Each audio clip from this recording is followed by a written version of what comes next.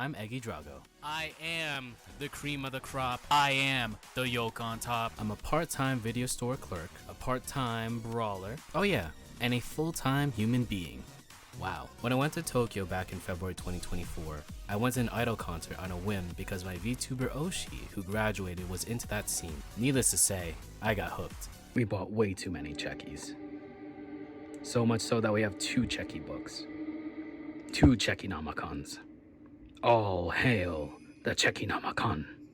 All hail the checky namakan. All hail the checky namakan. After talking to a few idols, I realized every single one of them has a story, be it why they chased this dream, their ups and downs, and even their future after all this. And that's what I'm here to do. Learn more about the idol culture, the various scenes around the world, and to give them a platform to tell their stories. Every idol has a dream and a story to tell. This is IDOLEYEZ.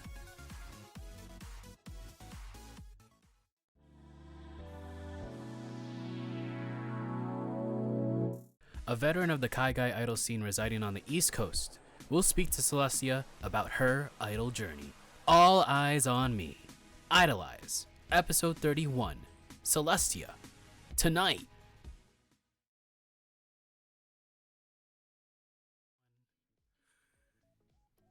Is it gonna load? Yeah! Hello! Wow, we're here. And it's time for IDOLEYEZ on a Sunday. It is Sunday service here, and we got our guest for tonight, representing the East Coast idol scene, representing all the Review Starlight fans around the world. She is a Yuri connoisseur. She is an idol.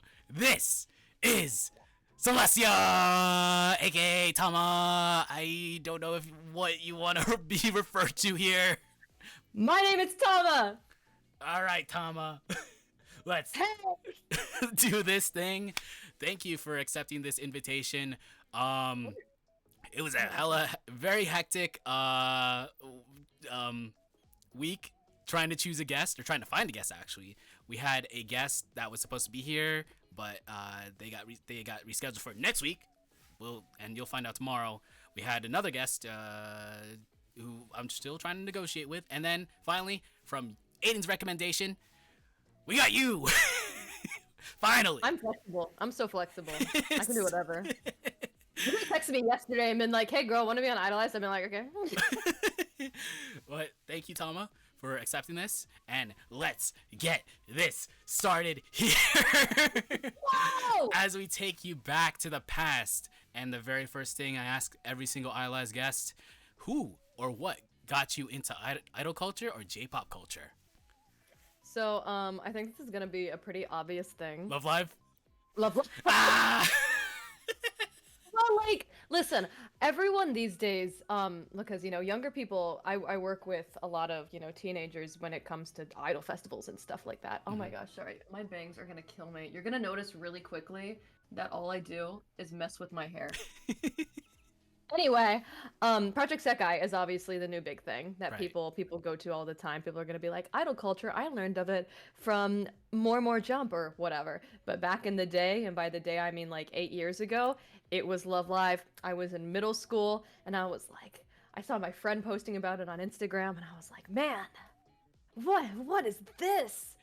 And I watched it, and I was like, oh my god, Ellie Ayase. He's so pretty. And since then, idols. Side note, I saw you did like a Garden of Glass cover. Yes, I did. So yeah, it's very fitting that you're. I guess I would assume your Oshi is Elias. No, it's not. Who is it? She was my first. She is one of my top 3 when it comes to Muse. But my favorite Muse girl has to be Maki, obviously. Let's go! Let's go! Yeah. This guy has taste. Yeah. This guy has taste. For sure. Hell yeah. It has to be Maki, obviously. We're off to a good start. So, with Love Live, I guess, after watching Love Live, and then through that, got really into it. When did you start like wanting to become like an idol? So it was odd, you know. I've done stuff.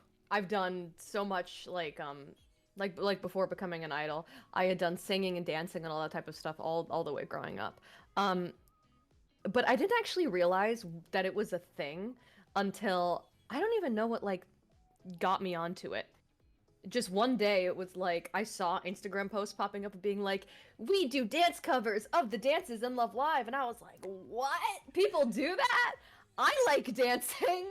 And so I applied for one and I got in, and then it's almost like the same year that I applied to be in that group and I got in, there was just this like blow up of Love Live groups and even just hallway dance groups happening everywhere. I didn't even know that it was a thing until I got into it somehow.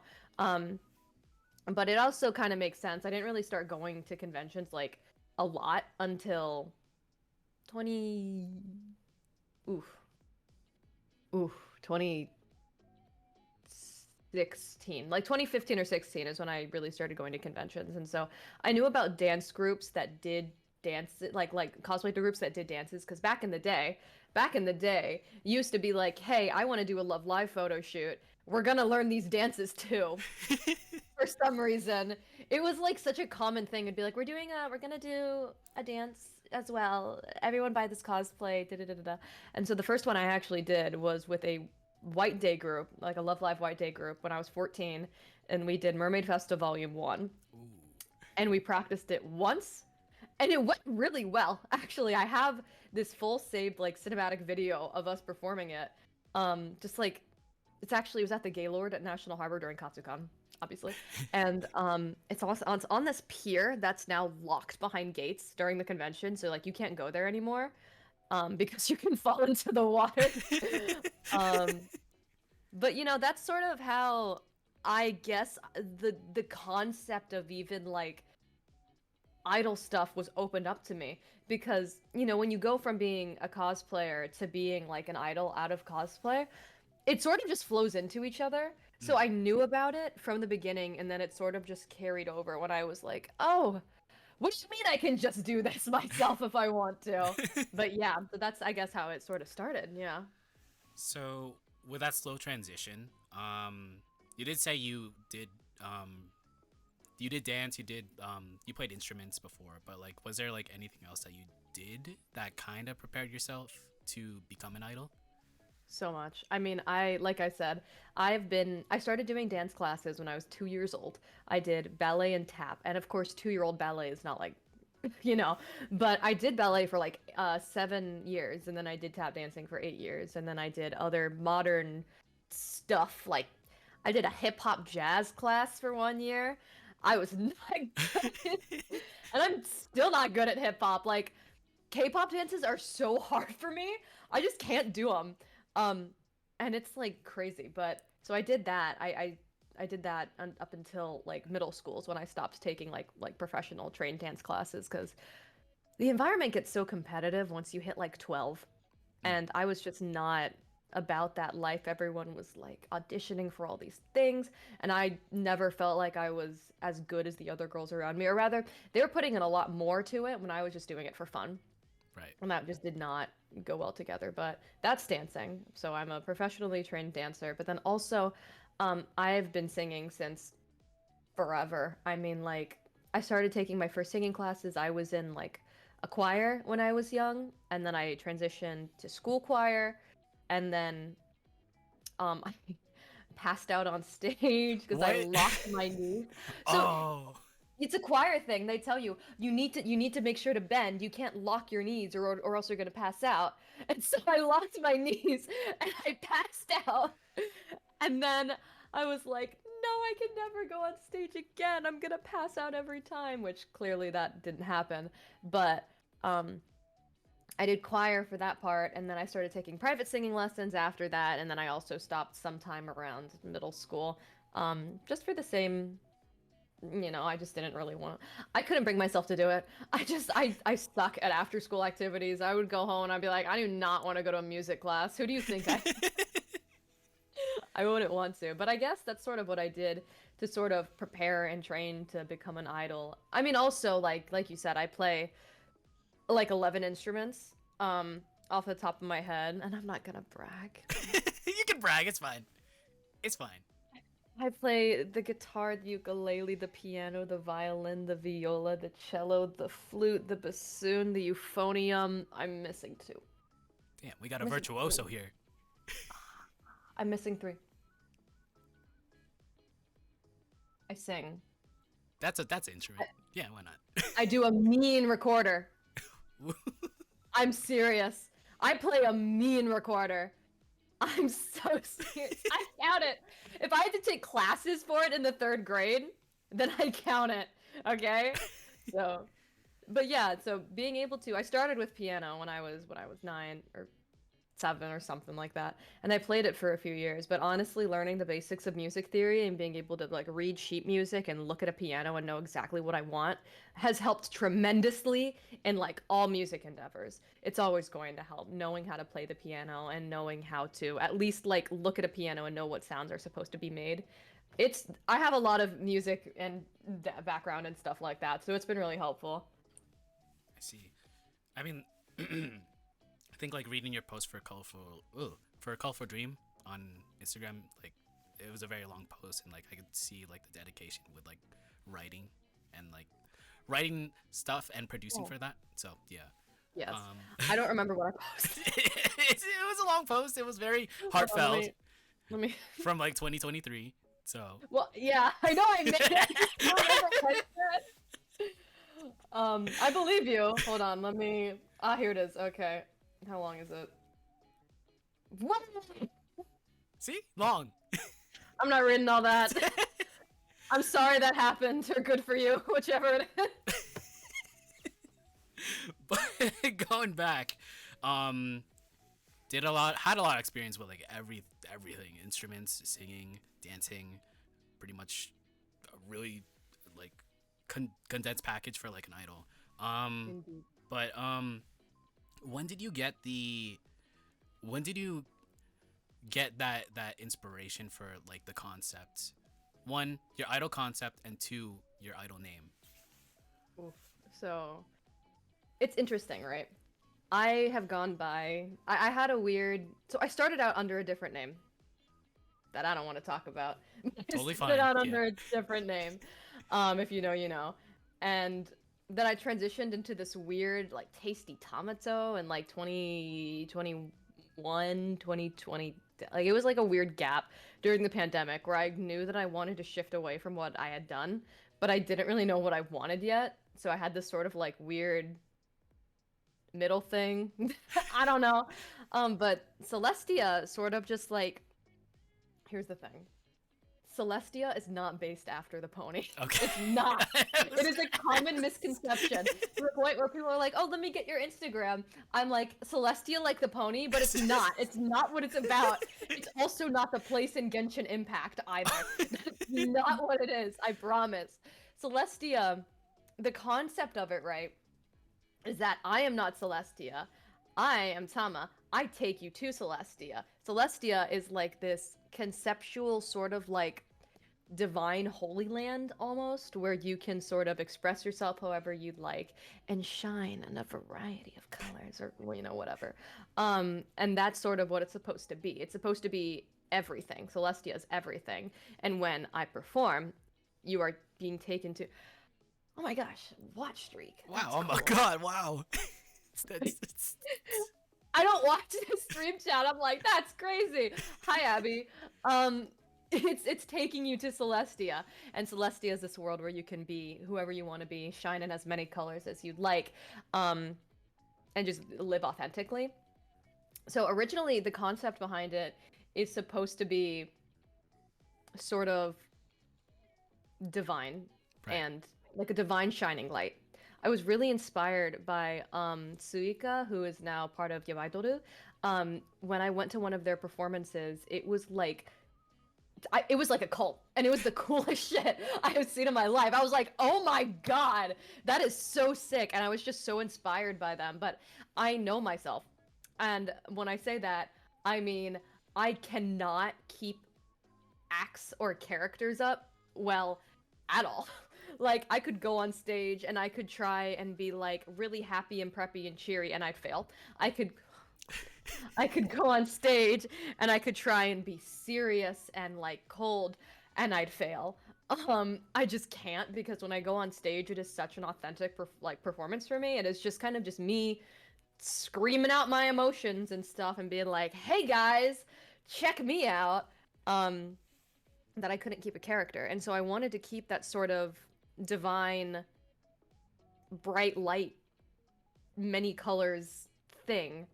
And I was like, man, Celestia is like a goddess, you know? And so I was sort of like, okay, well, I'll base it off of that. And it just came together, and it's sort of like, okay, I'll take you to Celestia. It'll be a nice cool place.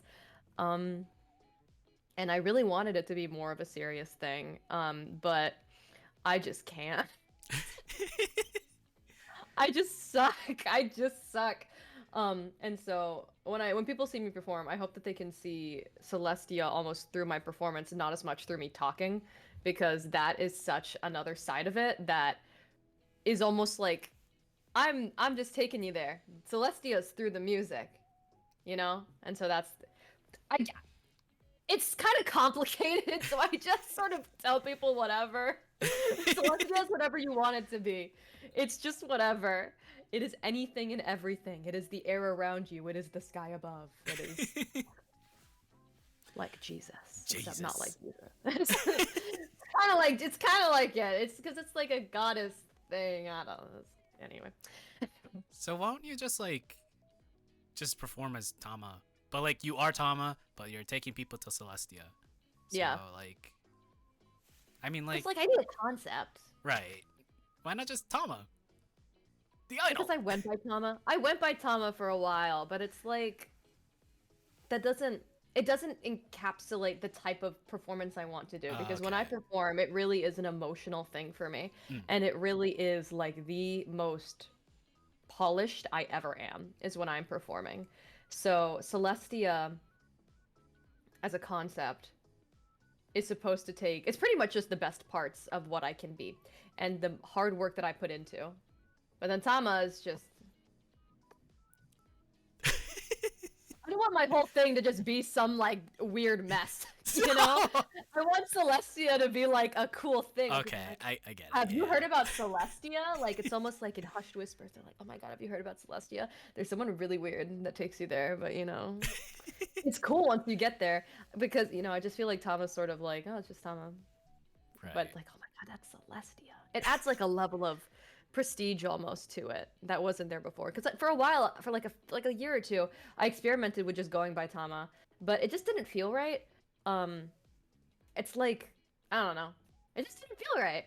Like, that's my name, you know. I don't know. So I don't know, I like Celestia better.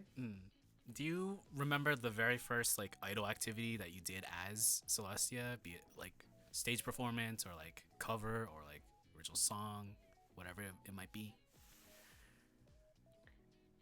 The first cover I did as Celestia under the channel Celestia was a dance cover of Thrilling One Way from Aqua, that is like half a beat out of pace with the rest of the video. Oh. Why? Like, I watched it back, and yeah, I'm like half a beat too slow. Oh. The entire video. Oh no. Well, that's the first thing I did. I recorded that, and I recorded a bunch of other dances at the same time at that location, because the next video after that is a vocal cover too of Mirai Ticket. It sounds very bad, but I will not take very bad songs off my channel, because I want people to go back and be like, whoa, that sucks, and then be able to look at what I produce now and be like, wow, yeah. That's marginally a lot better. So I'm never gonna take off unless I do it better. Like, you know, like if I remake a cover, I will take the old one down, or I'll put it on unlisted or whatever. I'm not gonna like delete it. But I guess that's like my first cover, my first performance under Celestia. Well, I mean, as a soloist, that was my first cover as a soloist. Under Celestia, I don't remember what my first thing under Celestia was, because I don't remember when I changed my name. I think I changed it before I can tell you when I changed it. Hold on. I'm really bad with dates. August 2022 is when I changed my name to Celestia. So my first performance as Celestia then was Anime Week in Atlanta Starlight Idol Festival. AWA. Okay. AWA. It was under when I still went by my full name Celestia Idol. I thought it was gonna be he was like Celestia Idol. It was cute because it has I in it for love. It was very cute. And then I decided that's cheesy, and so I'm not gonna do that.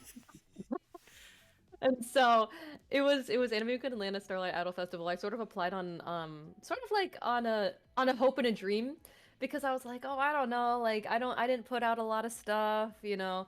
I don't know if they'll accept me, and then they did, and I was like, oh, well, goddamn, okay, shit. So I was really, really excited and grateful to be there, and I got to visit my family too while I was down there, which was great. And so I think that was the first performance I did as Celestia. I performed Internet Overdose. Wait. No, Yeah. it wasn't Internet Overdose. It was the song from Streamer Overdose. It was the first one. Yeah, that one. Yeah, it was the first one. Yeah.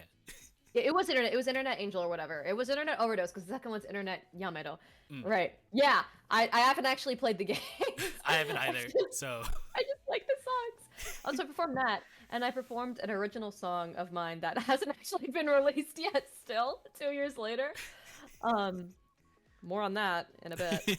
But I performed those two songs, and I did like a weird costume change halfway through, and it was kind of a mess. But I did my best, and it was just I don't know.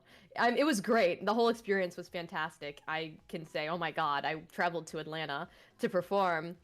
When I wasn't even very confident in the first place that I had any shot whatsoever, which is a common trend with me. I just like audition to stuff, and I'm like, I don't know, I don't really do anything. It's whatever, and then they're usually like, wow, you got in, and I'm like, what? What do you mean? But yeah, that was the first performance under Celestia was. Starlight Out Festival at Anime Week in Atlanta 2022. So, like, what were your, like, immediate thoughts after going off stage? Was there, like, anything that you wanted to, like improve upon, or, like, anything that stuck to your mind after that? I talk a lot when I'm on stage. Oh, during MC? Yeah, I talk a lot. And I have never improved. Ever. I've never gotten better at not talking in general, actually. So I don't remember much about how I felt about the performance. I have a really poor memory, just like in general, especially when it comes to like how I felt about something. Unless I write it down, I will forget about it, or unless it was like so severe that I like thought about it for days after. I mean, my biggest thing is that I am super self-critical of every performance I ever do, but that's like an artist thing, obviously. Every artist thinks that they suck so bad at everything. But I will say, doing Internet Overdose, I think that's the name of it, because I always call it one or the other. That performance, I am still super proud of. You can see the live performance of it on my YouTube still. That's how proud of it I am. The singing portion that I did for the unreleased song was fine, but my immediate thoughts about it were just like, yeah, I want to do that again. Like every time I left stage, I was like, yep, I want to do that again. I want to go on stage again. I want to keep performing. I don't want to leave stage every single time. But like, it's like I'm on stage, and when I'm on stage, I think, oh my god, I can't wait for this to be over. But then I'm off stage, and I'm like, oh my god, I want to get back on immediately. It's so odd. I see. A little bit of sidebar, well, kind of. You've been in this, I guess, the scene since like 2019-ish. So 2019, yeah. So like when you were starting out, because it's a very interesting question, because like I think I've only asked like Alex Pinku about this, and maybe Phoebe, but like when you were starting out, what was the kaigai idol scene like around so that Alex time? and Phoebe, sorry, I didn't mean to cut you No, off. that's fine. It's fine. Alex and Phoebe both started before me, so they were gonna be a little bit earlier than me. But I came in at sort of this weird point where things were about to blow up, but they hadn't yet. I didn't establish the scene. The scene had already existed, not like Alex or Phoebe, who had come in when like to establish it. I came in at a very odd time where things were just kind of weird. Like, it was clear that no one really had a great grasp on what being a kaigai idol meant, or like what they wanted it to mean, really. I had a lot of issues when I first started being an idol where I was focusing, I think, too hard on trying to make myself like the most traditional AKB48 type idol so that there moe, was. so cutesy, yeah. So moe, so cutesy, so say so in general, so pure, so in line with everything. When I never really wanted to be that, but I thought I had to, because I was like, that's what being an idol is. I have to do that. But truthfully, it wasn't nearly as nice as it is now. Now the idol scene has so much variety in it, and it's like all people from all different backgrounds, no matter where you come from. If you put in the effort, you can become an idol, and I just love that so much because back then there used to be so many limitations on it, whether it be like down to how you looked. It was so much about that, and that's terrible for Yeah. for everyone. Like for everyone's self-esteem, for how you look to be what makes you an idol, how you look, how you talk. I hate it. I've always really resented that because, especially recently since when I started being an idol and since now I've become progressively like disabled. I've gotten a lot of issues in my bones and stuff like that.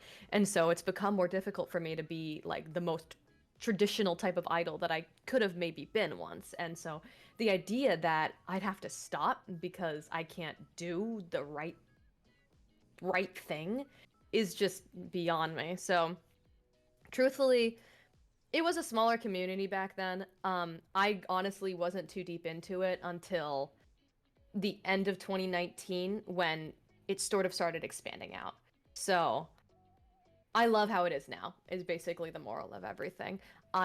It was a much smaller, much more niche, much more hard to fit in community in 2019. And since then, I feel like it has only gotten so much better. And despite everything that has happened to make kaigai idols a bigger thing and all of the whatever there may be with hate and controversies and people being like, ew, that's weird, it is still the biggest it has ever been. And I think there's no room to go but up. I mean, like, events outside of conventions have been huge. And, doing stuff like that has just been fantastic. And bringing the word idol outside of Japan, outside of, like bringing it to overseas in its own way and sort of adapting it to become what better fits, like, for, in this instance, an American media. Being able to digest it sort of in that way, I feel has been very, very beneficial. Like, people singing, like, for instance, the first thing that's coming to mind, Aiden saying Misery Business at Idol Gateway. That's fantastic. I love that. That is a crowd pleaser in every way. That song goes hard. The photo of me where I look like a gerbil that they keep posting everywhere. The gerbil photo, that's me singing Misery Business because it goes hard. Oh my god, that gerbil photo. Gerbils when they see pellets. I can't help it. I look like a gerbil, but I love Aiden, and I just think it's great. I love how it is now. I think it's become a lot less of trying to imitate Japanese idols specifically, and more like becoming inspired from them and creating something new based on your community and stuff like that. You can thank me for that, by the way. Slick is partisan. Yeah, Daniel requested that, so. The gerbil thing? No, the Misery Business as part of the set list. Well, So that's good. That's good. But yeah, like the scene is very much straying away from like the actual tradition, the traditional like JP scene. But that is good. We don't have to like be a complete one-to-one replication of the of the Chica idols. So like so because we're not. We're not. Like Alex Pico does alt. Aiden does alt, electro funk kind of deal. Everything. Sherry Ife's like, we have alt idols. We don't have to be like every single like QT idol, which isn't that bad. Like we still have No, we traditional need that too. U.S. We kaigai do. idols, but like yeah, it's a good mix. So yeah, And I love it. It expands it because, you know, you get the I love traditional idols. Do not get me wrong. Traditional idols are the backbone of what brought it, you know, overseas. However, I think now that it is overseas, expanding it has only done good. So alt idols are really fantastic. I even think the term alt idol really has to do with more just being edgy. And you know what? Hell yeah, brother. I get it. I get it, dude. Um, but I love idols pretty much of anything. If you're an idol and you're doing something, I'm invested. It could be the most like, you know, AKB48 Idol Master Love Live set of your life, or it could be I'm doing Panic at the Disco and singing musicals and I'm an idol and I'd be like, fantastic, let's watch it. I'm fascinated. I love it no matter what. I see. So quick segue. We did talk about, or you did talk about like idol festivals like outside conventions, but learning or like talking with Aiden, I learned that you ran a lot of like idol festivals. When did you start like organizing those? So in 2019, same year, um, Jenny Bond, my beloved, I texted her and I was like, "Hey girl, there should be an Otakon Idol Festival." And she was like, "I'm already working on it." And so that was the first festival that I ran alongside Jenny. I was 17 years old when I started it. And that was the first Annie Beat Idol Festival was at Otakon 2019. It was me and Jenny and Cure Syndrome and Nicole Nye and Amber Lloyd, I think. And maybe I think that was it. I don't remember. There's some photo back there if you look at it. But it was a super small festival of just people we knew. And it would spin in the same room every year since then. Not the Annie Beat, but like the Idle Space room has been there. And it's a fantastic room. Otakon has done nothing but treat us well. But no, I've been hosting festivals alongside people, but also just in the DC area since 2019, so for about 5 years. And so now I host let's do our little countdown here. So Otakon, I have it has only skyrocketed. Otakon has really put a lot of emphasis on wanting to be the idol convention. And I think it keeps doing a fantastic job every year. And next year me and Jenny have been talking about Otakon 2025 since the day after Otakon. Maybe not. Me and Jenny both got COVID after. Oh shit! I accidentally it was okay. I started feeling first because I'm immunocompromised. But I started feeling sick, and then my entire room started feeling sick. So I did get I didn't give my entire room COVID. I was the first sign that everyone in my room had COVID. So that was fun.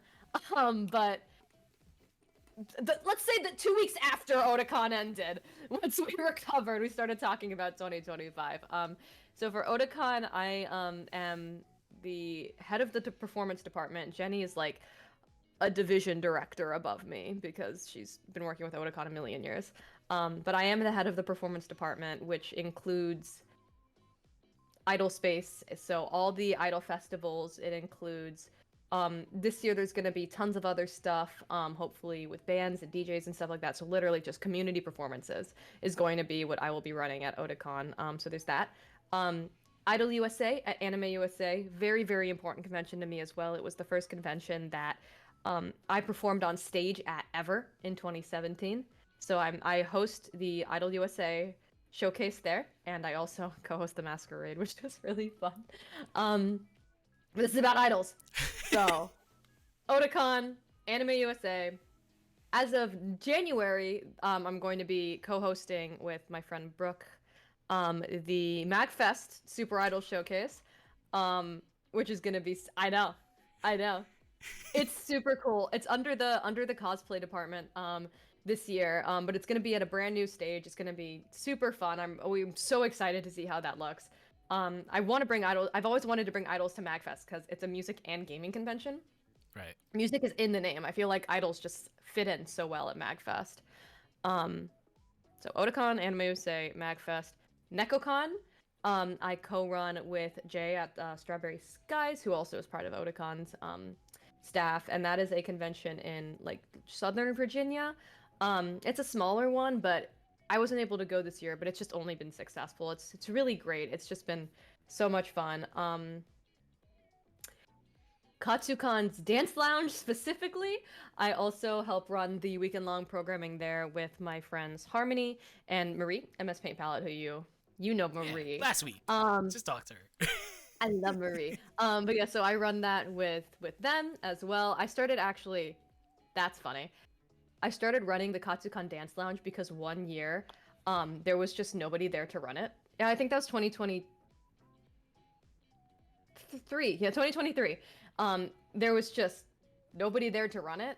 They just had random staff members in there who didn't know how anything worked. So I bring my own speaker to events that I know don't have tech setups in case anyone needs it for anything. It's a big rolling speaker. It's back there somewhere. And so I brought it, and I brought my own wireless microphone, and I just sort of ran the room because that's the only reason I go to Katsukan anyway. If I didn't live 15 minutes from Katsukan, like, you know. But regardless, it is like that is why I go to Katsukan, is for the dance gathering lounge. So I run that. That's 5 conventions. Oh, and then as of last year, me and Flair and Ember Lloyd started to put together this small little thing for Sakura Matsuri, which is the Cherry Blossom Festival in DC, which is just like a slot called J-Pop Idol Matsuri, which is just like a cute little festival thing that we did with some of our friends. That I consider to be something I also run because I'm in main communications with everybody. So that's like 6 things that I do every year. I probably didn't need to list that. I'm sorry if that sounded like I was No, you can brag. It's fine. It's fine. It didn't even sound like bragging. You just have to like list all the accomplishments that you did. So it's fine. It's true. It's true. But so that's what I currently run. I currently run those 6 things. And co-run them with people, obviously. But yeah, I mean, I've been doing that. I started in 2019, 5 years ago, and now I run a lot. I was talking to Jenny the other day about it, and I was talking to her about MagFest, and she was like, "Man, we really have a monopoly on these things." And I was like, "Yeah, but I mean, at least we know they're getting run well. We're doing it." But yeah, it is so much fun. I love running events. I love it. So what exactly goes into running? Like, do you just like check equipment, check like who like applies, like what goes into the whole like organization of it? So when it comes to a festival, festivals are a lot easier to work with than weekend-long programming. I only do weekend-long programming for 2 of my events. The rest of them are just a one-time festival. Otakon is the most effort, the most work that goes into anything because we have a staff of like 12 people for Otakon's idol space because it is so difficult. It is also just such a big convention, and like I said, you know, Otakon really is striving to become like the idol convention. And you know, a lot of our staff members, if not all of them, are also idols. So it's like it's very difficult, but a lot of it comes into, for festivals, I'm just going to talk festivals, is having a good variety of different types of performers, different levels of performances, and all different kinds of like styles. So, for instance, for Otakon, we have different festivals depending on what you are and how long you've been performing. So, you know, from anyone from this is my first time ever performing at Otakon to I've been doing this stuff for 12 years, just give me a spot on stage already, you know, is like any beat versus now presenting. Now presenting is such an important festival to me because I truly feel that if there is no spot for people to begin becoming idols, then there's no way that the scene's ever going to expand, you know? And that's why, specifically for a lot of these festivals, I really like to encourage that we have a wide variety of not only like edgy music versus more cutesy music versus more like hard style maybe music, or I'm thinking about cool, cute, and passionate from Idolmaster. Okay, you get it. Yeah. But like that sort of thing. But also like a wide range of skills. You know, people who have just started doing this last year, versus people who've been doing this for forever and forever. When you have only one festival, I think it's really important to branch out and, you know, people who may not have done this for very long but are super, super passionate about it, you know, can put on a great performance. And you should put just as much faith in them as you do the people who you know are going to be really good regardless because they've done this a million times. But judging everybody based on what you want the outcome to look like so that it is the most seamless for the staff to run, but also the most comfortable for the audience to watch. Because if you just get banger after banger after banger after banger, it's a 2 hour long festival. You're gonna burn out, dude. It's like if I'm only listening to hardcore, like mix and call and mix songs for 2 hours straight, I'm falling on the ground. I'm gonna die. We need to change the pace a little. It's a matter of all of that, you know? And when it comes to like selecting people for festivals and stuff like that, it is always more than one person ever going to do it, because it would be so biased to just have it all come to me and be like, nope, yep. Because I mean, like, as fair as anyone ever tries to be about anything, you are always going to have an internal bias about something. Yeah. Something. And so, you know, for Otakon, our big thing is like, if you applied for the festival, you cannot go through the applications for it. So, like, if I had applied for Any Beat, I could look through the applications for Now Presenting and Cause Playlist, but I wouldn't be able to sit through the meetings for Any Beat. And we, you know, we have all of the staff come together who worked on it, which is usually our senior staff who have been doing this for a few years, and we all sit together, go through our Excel spreadsheet and that we all had gone through previously, and we talk about, you know, what we thought, where they might fit, et cetera, and we each talk about it one by one until we come to a general consensus. And sometimes we have to have 2 or 3 meetings to come to a consensus, because it's just like, I don't know who would fit in this last spot. There are like 3 people who we all want, but we don't really know where it fit. It's a lot. And when it comes to smaller festivals, it's a little easier to work around it, because it's like, okay, it's only one event. But, you know, it can be a lot harder when it comes to weekend programming. And stuff like that, to make the days run seamlessly as well, because it's all about fitting in people and what you think would flow through a day nicely, and being like, okay, so we don't want to put a cosplay idol group at the same time as the masquerade, because it's the masquerade. So we want to put in an idol group that maybe the crowd that would come for it wouldn't be the same crowd that would go to a masquerade. So we need to make sure that that sort of aligns correctly, so that it's the best outcome for what it needs to be. Okay, it's Sunday afternoon. There's going to be people who don't really know what they're doing. Let's bring in cosplay act that is like, you know, a really common name, so that people can go and look at something on Sunday. It's like, it's very much being in the convention scene, spreadsheets. Yes, there are a lot of spreadsheets. Being in the convention scene for so long, being in the audience so much, and thinking about what you would want to watch, and also just what is the most entertaining, and also what flows the best. There's a lot. And I mean, for all of these events, I spend at least 2 months of work putting these things together. And for weekend long programming, I mean, Otakon is a year-long thing. We start prepping for Otakon right after Otakon, because it is a whole thing. But for these, you know, for these other just festivals and stuff like that, we do it a few months in advance and stuff like that, to make sure people have enough time to apply, they have enough time to practice, they have enough time to, like, you know, make their costumes if they want to, and so that we have enough time to put them all together in the right order in case people need to drop out. We could have fill-ins and stuff like that next on the list. It's like, it's a lot, and it is the most fun ever. I love it. It is like, because it's something I'm so passionate about, you know? And so being able to look at the community and having the community come forward and be like, hey, I want to show this to everyone, and being able to be like, okay, let's give you a place to show this to everyone. Let's do it in the best way.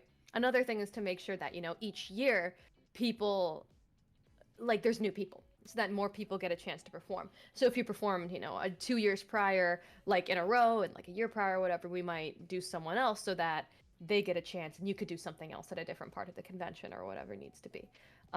It's a lot of trying to make things as seamless, fair, and fun as possible. It's a lot, and I love it. I love it so much. It sounds hectic, but if you love it, that's pretty good. You're like, no! I could never! I get it. I love it. It's so much fun. There's nothing more rewarding. I feel like I have a more fun time when I know what's going on at conventions. Like, if I'm running an idol festival, there's always a part of me that just wants to help, that wants to be like, okay, let me look at the tech. Let me look at everything that, let me check the tech, let me check the sound, let me put everything in order, because I just want to make sure that it all goes good. not just for me, but for everyone involved. I want the event to go smoothly. And so if I'm already going to be a control freak about it, I might as well actually do it because it's just a part of me that always wants to help. Um, and so this has been a great way for me to help and do it. And it's so much fun, and I love it. I love it every time. Do you have like a favorite event that you organized, like from all these years that you've done this? Like my favorite event, like ever, or like my favorite year?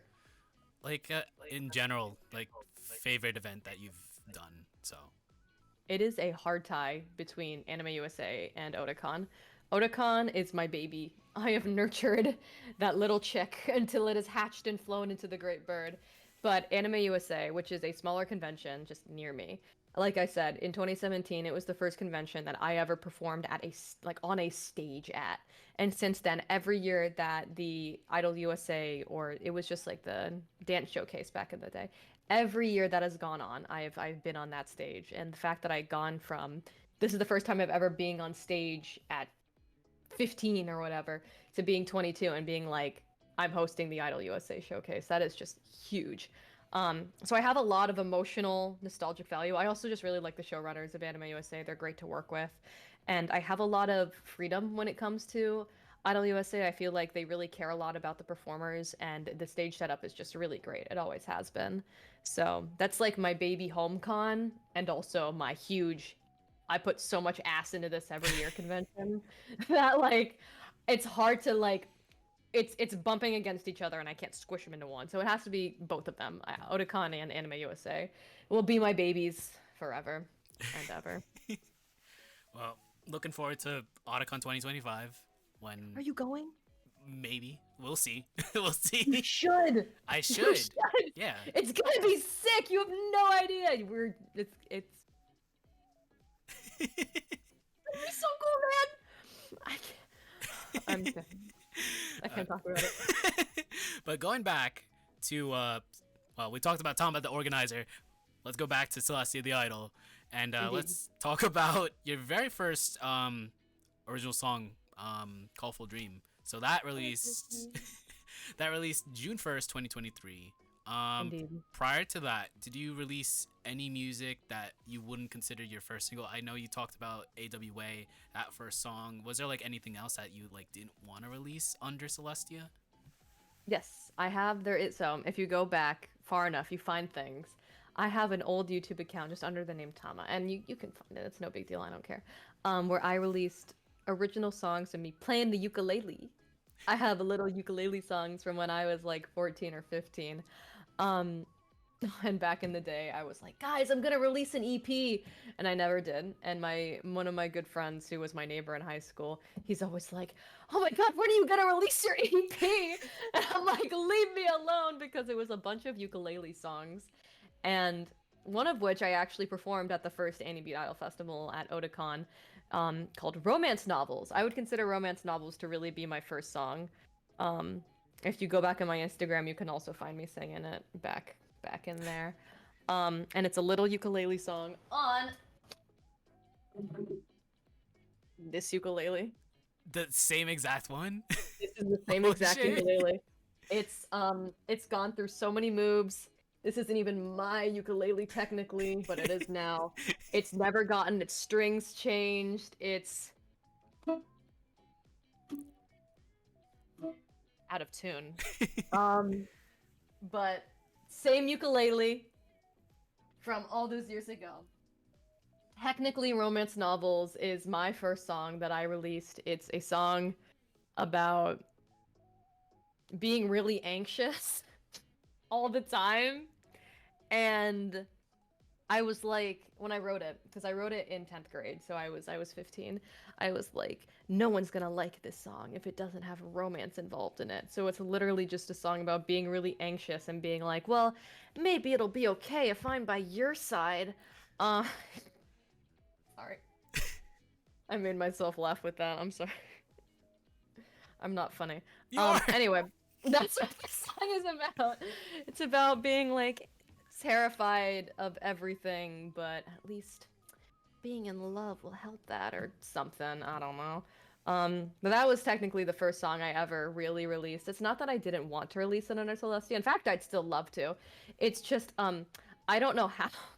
Like, I mean, I could, but I don't have the technology for that. I'd have to buy a new ukulele so that I could plug it into my PreSonus, and it would have to be like, oh.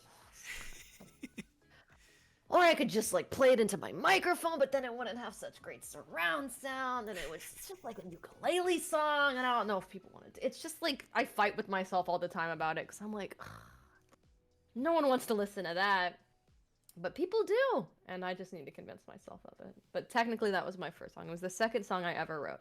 The first song I ever wrote ever in my life was a song because I got into a bad breakup, and I was really upset about it, so I wrote a song, and one of the lines of the song, which is the funniest thing about it, was like, what was the word? It was like, the words you spoke took me by the neck and strangled me. Holy shit. It was on the ukulele. I was like, the way you spoke took me by the neck and strangled me. You caught me. I couldn't breathe. Like, say do it. So I was like, let me not release that. It also sucks, but that's just on me. That's just my opinion. But it was technically, these songs were released. Some of them were released and put onto YouTube back when I was in high school, and they're still on there. And if you go back and listen to them, I sing like a weird mix of Lord and Halsey, and I'm like, oh yeah, it's terrible. It's like I sing in cursive. Like, it's like I'm trying to sing in cursive, but I don't know how. So I'm like, they're really bad. And they're also recorded on my iPod Touch. Well, you know, you gotta do what you gotta do. Make do with what you have. Gotta do, man. But yeah, technically that was the first song I released. It wasn't Colorful Dream, technically. But with Colorful Dream, how far back did you start like writing that? Colorful Dream was a concept that I started back in 2016, when I was in a group chat with Aiden and our mutual friend May, and we were like, let's be idols like in Love Live. Because we were all in like high school. I was a freshman. I think me and May were freshmen, and Aiden was a sophomore. And so we all kind of live in the same area, and we were like, let's be idols. And I was like, okay, I'm gonna take my dinky little Yamaha baby keyboard, and I'm gonna write a little song, do do do do do do do do do do. And so I did it, and it was horrible. And the working title for it was "Let It Shine," which is like the most idol song name in the world. Let It Shine is some shit that Iris would release and be like, hey guys, here's the new pre-para OP, Let It Shine. And I'd be like, yeah. And so I took it. I started writing it in 2016. It went nowhere. And so then I was in a different idol. I've been in like 8 idol groups that have just gone nowhere, as most people do. Honestly, you ask any idol how many idol groups they've been in that have gone nowhere, they can list like at least 4 off the top of their head. It's like, it's just the way that it is. And so eventually I repurposed the song to be, and like really fleshed it out to be for this idol group that never went anywhere. And actually in the song there's a reference to the idol group in there. When that's a secret. It's a secret for the people who are in it. Love you. But I repurposed it for that, and that's where the phrase "colorful dream" came from. Was from that group, because it had like a colorful sort of thing about it. And then when that group eventually died out like 3 times, because it kept dying and then coming back and then dying and then coming back, and so once it finally died, I was like, okay, I've had this song, "Colorful Dream," that was my dinky little keyboard recording of it.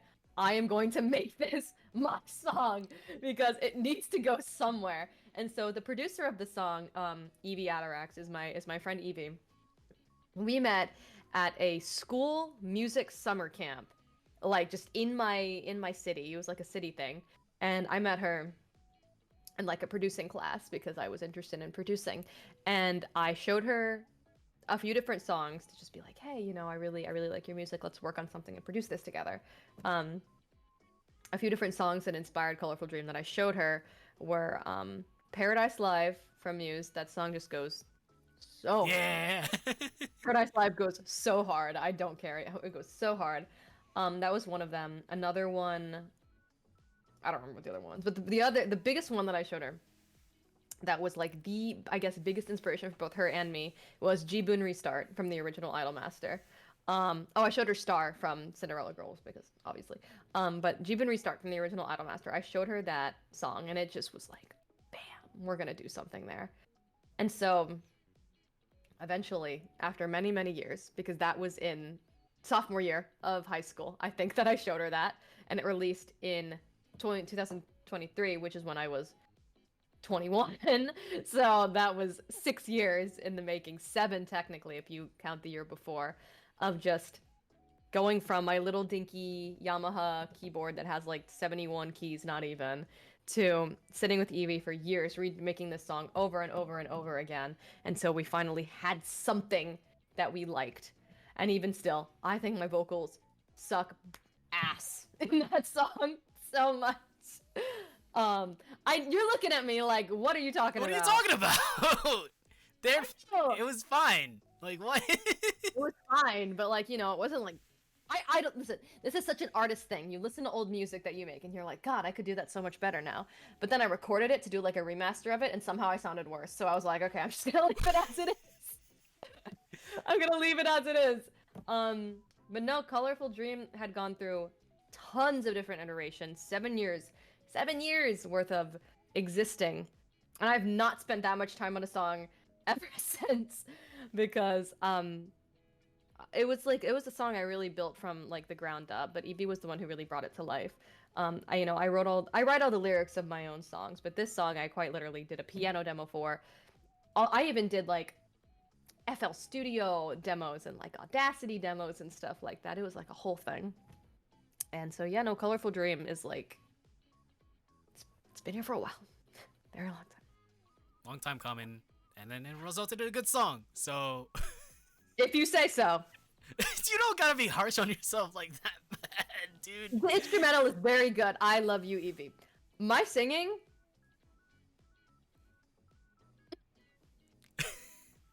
It was fine. It was fine. All right, fine. But well, long time coming with that song, and it was good. So after that, I guess we could like couple this because it has to do with Aiden. You released Mother Eternal, which was also in 2023, and then also your latest single, Leave Your Life, which was literally this year. Yeah. Both have that common factor of having Aiden as producer slash composer. How did you like first meet Aiden? Okay, so it's actually a really funny story. I met Aiden through my mom when I was like 12 and they were 13, I think. My stream Leave Your Life by Celestia. Sorry. That's a running gag in our server. But so our parents, me and Aiden's parents, both went to this like horse racing event for some reason. They didn't know each other. It was like a big event for horse racing, and my family doesn't know anything about horse racing, by the way. I do not know still why to this day why we Where'd ever they went to go? a horse racing event. I think it was like my dad had like a work friend who ran it or something.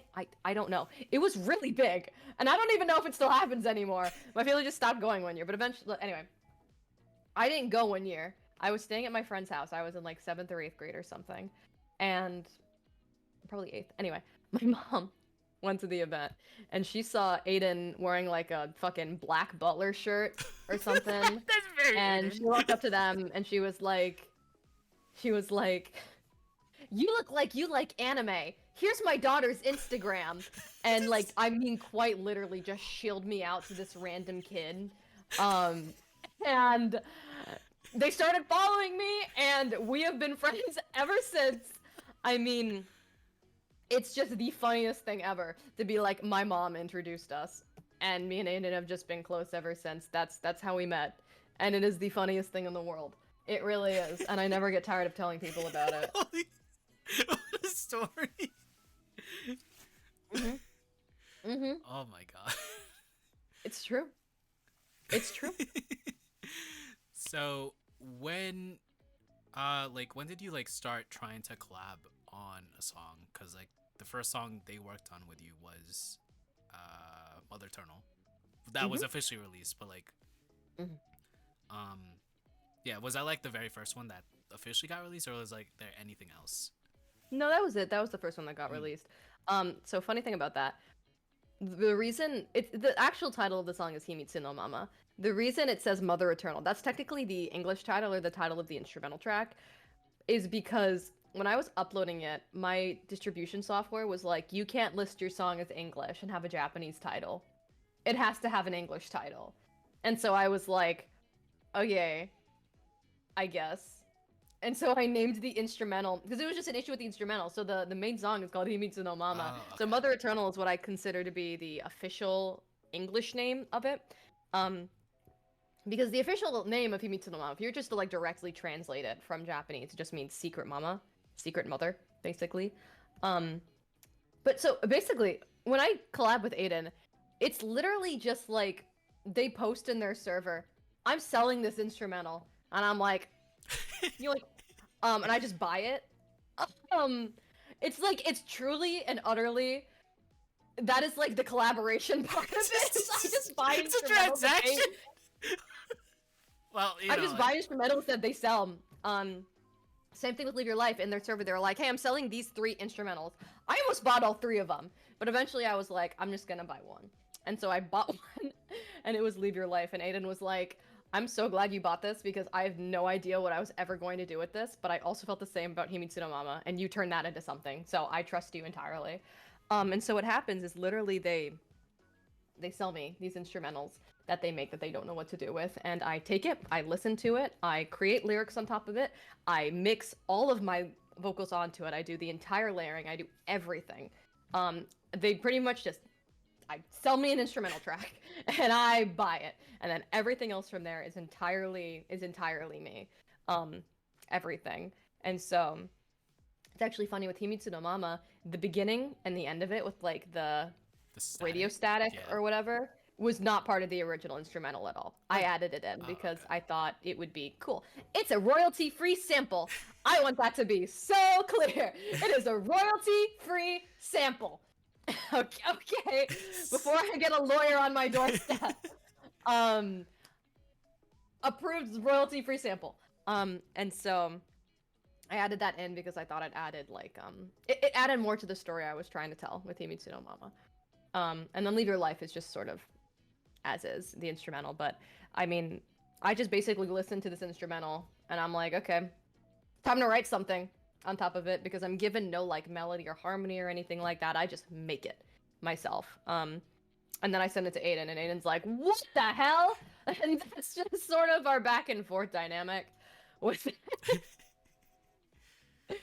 Well, yeah. what would you like say? What would you like describe the whole song of Himitsu no Mama? What would it be about? Are you ready for this? Yeah, why not? I'm down. You're done. So there's definitely a big tonal shift between Colorful Dream and Very. Himitsu no Mama. It goes from this to just bam, which was kind of the point because the thing about Celestia is that I was never supposed to do one genre. The whole reason I decided to become the Celestia brand was so that I wouldn't have to stick myself to one image. I could just do whatever I wanted because if Celestia is everything, then I can just do anything I want.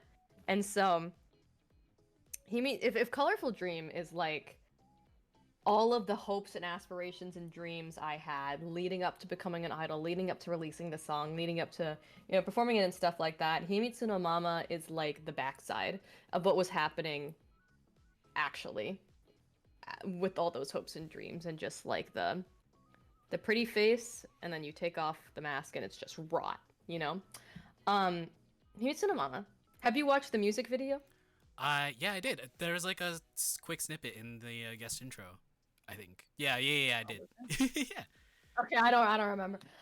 I have a really bad memory. This is like something that really needs to be put in stone here. But it is basically it's a very very dark song about, oh god, how am I even gonna word this? It's being in a very unhealthy relationship, basically, in which you're sort of trapped in it. However, the person who is trapping you in it is sort of convincing you that it's like mutual. So, in the main phrase of it, break you until I make you mine, you do it to me all the time, it is quite literally you. I'm just gonna say me hurting the person that is hurting me. Right. Break you until I make you mine because you do it to me all the time is mimicking that sort of behavior. And then I love how you sound when you lie, delude myself thinking you're right is the we're both bad aspect of it, basically. So the whole song is basically an internal fight with yourself about how clearly I'm a terrible person because the person who is hurting me, I'm also hurting them back. Despite the fact that the reason that is happening is because of the situation they put me in. And then it's sort of like, I hate this. I love this. I don't want to be here. I can't live without it. Sort of back and forth dynamic. It's very brain hurty. Brain hurty. And a part of it was actually inspired from, this is very odd, but the Project Sekai Mafuyu Mother event came out at the same time as I got the song. And so for some reason I was like, wow, this is fantastic. I'm gonna take this, mush it into some weird personal stuff and throw it onto a song, and that's how Himitsu no Mama got born. And there's like so much background with it, but truthfully, it's just a story of being in such an undesirable situation in which you are being told that it is mutual pain, and so you sit there wondering if you actually love where you are or if you hate it. And in the end, it's just like this endless circle of I hate it all, I love it all. Yeah, it hurts. It's a very brain weird song that is about very not good things. But it is what I would consider to be the B-side of Colorful Dream. If Colorful Dream is like, yeah, I'm an idol and I make mistakes and I fumble, but I love friendship and I'm gonna make a colorful dream. Himitsu no Mama is like, oh my god. Ah! I mean, Yeah. I get it, cause like even with idols, like even if they're like happy, smiling, whatever, like behind the scenes they're probably not, the same. No, No. from experience, no. So No. Yeah, no. I mean, every idol that exists that even makes happy music has gone through some, to put it briefly, fucked up shit. And I didn't. Colorful Dream is honestly kind of a standout product when it comes to me. I don't usually write songs from the get-go about happy things, generally. Music has always been sort of an outlet for me to scream about whatever the hell I'm feeling. Colorful Dream was such a remarkable thing for me because it just was so happy that I knew I wouldn't be able to release just happy stuff for long, because even my first song, Romance Novels, is about being terrified all the time, being anxious all the time. And every song I've really created after Colorful Dream, except one, has not been really good. Like, they've been good, they're bangers, but they're not about happy things objectively. And I don't want to not release happy music. I want to release all type of music. Happy and oh my god, I need to stare at a wall for the next 20 minutes. But it's sort of like, because it's to create the experience of humanity, almost looked at down by a divine being, and being like, what is this? What is this mess? It's kind of hard to describe. It's music is such a particular thing for me that when I try to describe it, it ends up just becoming this mush of like emotion. you know, it's fine, because like music is just built off, or like even with writing stuff, it's very much built off of like personal life and like emotions. Yep. and everything. So Mm-hmm. so with Himitsu no Mama, you released a remastered version alongside Leave Your Life. Any reason why you did that? I got better at mixing. Like, truthfully, it's because I was not proud of how I mixed the original one, and I thought the song was a banger, but I knew I could do so much better, and then I did. Just objectively, and then I did. And so the remastered version is actually the version I put on YouTube. I remastered the version to make it into the music video or to the lyric video or whatever. And so I just took that and remastered it to put it on Spotify because I was like, it's just objectively better, and I'm a lot more proud of that product. And so there's really not anything much different from it other than I just got better at mixing and mastering. And so I wanted to redo the first thing I technically put out there and just sort of put it in. I didn't want to make like a whole like Himitsu no Mama again, Leave Your Life. So I decided to just make it as part of it. And it is objectively the better version. So if you listen to the original, you're wrong. Just kidding. Just kidding, guys. Listen to whatever you want. I'm kidding. But it is the one I'm more proud of. So yeah. So we talked about Himitsu no Mama, and then remaster that alongside Leave Your Life. Would you say like Leave Your Life was also kind of like built off of like the dark side of stuff, or no? Kind of. It isn't as dark as Himitsu no Mama for sure. It is definitely not as dark of a song. You can tell by the lyrics, you can tell by the composition. Leave Your Life is kind of, I think of it in the same way that the album art, which was made by Ember Lloyd, love you. Aiden also made the original Himitsu no Mama art, love you. But it kind of, it's on screen right now. Yeah. It kind of gives the feeling of floating in this sort of nothingness that has been created around you. Leave Your Life is quite literally, it's a similar about being in a song, being in a relationship, but it's not as terrible as Himitsu no Mama's. It's sort of just like tiring, but you want to try so hard because you've made these promises to each other, you've made these connections, you truly feel connected, but everything just becomes a struggle. And within the relationship, you start losing more of who you are in it. And suddenly you feel like you've become nothing except what the other person sees. And so the concept of Leave Your Life is basically trusting in that person, but then realizing that you are losing yourself progressively. And then there's also that part of it where it's sort of like you're fighting against yourself, especially in that rap breakdown, where you have that sort of part being like, I just need to run away, I just need to leave, I should just leave, I should split, I should get out of here. But then it's sort of like deciding to pick yourself up, gather yourself as you are, no matter how much you feel like you are drowning in what you don't understand. Even if you look in the mirror and there is nothing there, you don't know who you are. It is to leave your life, make something new. It is to wipe the slate clean of whatever it could be. And yeah, it's nowhere near as dark, but it still does hold heavier undertones. But I mean, it goes hard. It does, yeah. It goes hard as hell, dude. I don't know. The lyrics are a lot, I wouldn't say they're meaningless because they hold a lot of meaning, but they aren't as put together in the same way that Colorful Dream or Himitsu no Mama are put together. It's more sort of abstract, a sort of floating feeling of like, I don't think I'm coming back. Who are you? What am I? Sort of just like floating through nothingness until you realize that you have forgotten so much about yourself that you need to pick yourself up and move forward. So it isn't necessarily a sad song. It's not necessarily a happy song. It's just a song about doing something, like moving on, basically. Yeah. With that being your latest track, when would you say is your next single?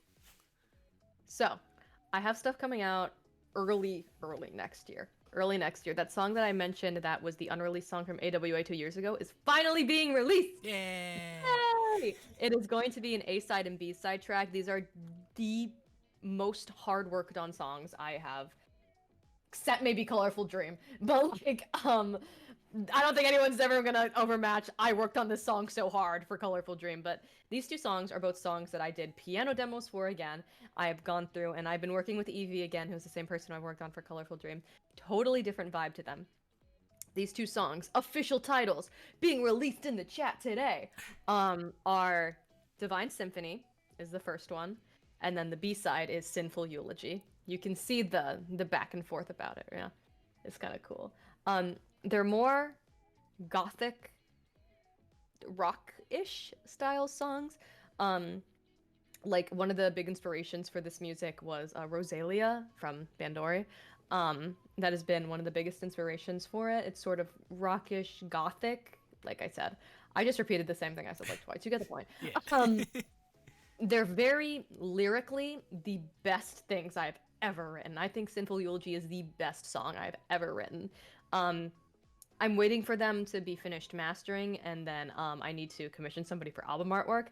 Side note, I posted on Twitter that I needed to do that, but I didn't censor the word commission. Oh, the bots!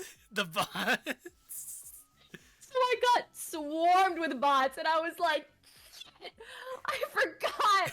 But even just the other day, I was looking on VGen to commission someone, because I want the vibe of the album art to be very... Okay, so for context, the working title for Divine Symphony was literally Religious Tama, as a joke on religious trauma. It's Religious Tama. So that's the vibe I'm going for. For Divine Symphony and Sinful Eulogy, it's quite literally just an A-side, B-side of a goddess and a demon. And it's just Ave Musitama. Ave Musica. Abner, we will talk about this later. We will talk about Ave Musica later. Reel it in. Autism, go away. Stop. Swallow it down! Not now! It is a Review of Souls reference! Stop it! Yes, the song is mildly based off of Review Starlight. You can tell Oh, shit. which songs I wrote before I watched Review Starlight and which ones I wrote after I watched Review Starlight. Or rather, when it comes to Colorful Dream versus Divine and Sinful. They're two very similar instrumental songs, but it is quite literally just like two different stories being told. But Sinful Eulogy references Divine Symphony in it. It's great. It's gonna be really great. It's gonna be really cool. That's gonna be coming out in January, February-ish. It's gonna be at the beginning of next year, no matter when my distributor can get it out, basically, and when I can afford to buy and commission somebody for album art, which should be in like 2 weeks. But you know, paychecks. You get it. Yeah. So that's gonna be coming out soon, and then also, I don't know, probably sometime in the spring, early summer next year. I have another song that is definitely going to release. That is one that I commissioned from Jemmy Memu back in February last year. It was like a birthday thing. It was really cool. And the song it's a happy song. Guys, it's a happy song. Who cheered? Yay! But it's gonna be a really cute song. It's sort of futuristic, sort of fun summertime vibes. It's just a cute song about being thinking girls are hot, and it's my Yuri connoisseur song, basically. It's literally just a song about being like, wow, that girl that I met is really hot. And then you just sing about it for 3 minutes. But you know what? It's really fun. I mean, the song is basically done. I've been mixing and mastering it, and I've been doing touch-ups, and just like, I keep making my vocals either way too loud or way too quiet, and it's bothering me because I need to find that sweet spot. But other than that, it's pretty much completely done. That one's gonna have to wait because I really want Sinful Eulogy, and Divine Symphony. There we go. You're gonna... It is crazy. God/Sin. That. I want that to release first for sure, because it's been in the process for about a year longer. And it's so close. And I can taste it.